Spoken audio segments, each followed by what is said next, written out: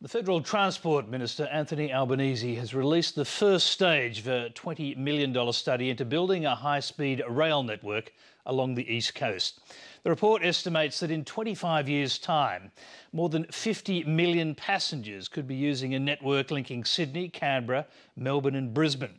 Under the proposal, a train from Melbourne to Sydney or Sydney to Brisbane could take just 3 hours, as Steve Canane reports.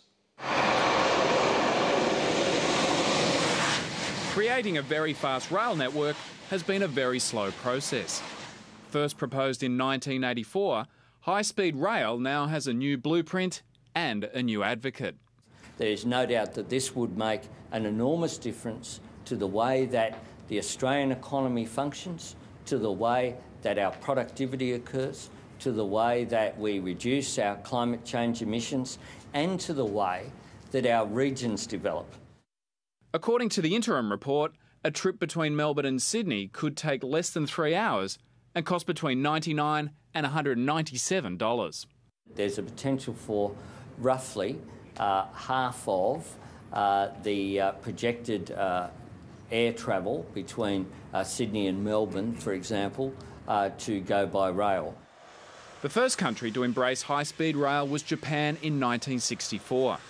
Now, around a dozen other countries, including France, Italy and China, have trains that travel from 200 to 300 kilometres per hour. There is a lot of questions that have been asked in the community over time about why countries like Morocco, Spain and so on are able to get on and deliver high-speed rail, but it's eluded us here in Australia. The reason really is because it is complex and it is costly. The report estimates a high-speed rail network would cost between $61 and $108 billion to build. But despite the cost, former Deputy Prime Minister and train enthusiast Tim Fischer says Australia can't afford not to build it. It's even more costly to build 10, 12-lane highways to carry traffic if we do not build high-speed rail on this particular corridor of Melbourne, Canberra, Sydney, Brisbane. I might add, no one's been able to show me a map of where the second Sydney airport is going to be located. The delays at Mascot are piling up year on year.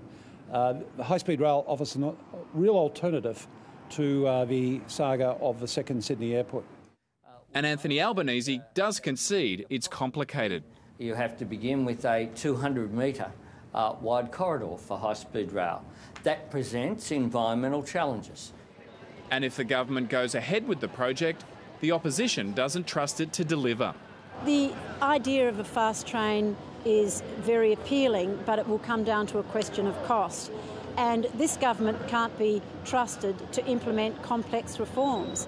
But Tim Fischer says this is Australia's last chance. It's make or break time for high-speed rail for Australia.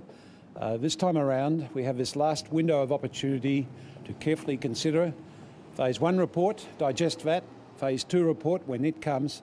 Because of suburban sprawl, the danger is these corridors will be lost forever sooner rather than later. The government says it will take another 12 months to conduct the next stage of the study. Steve Canane, Late Line.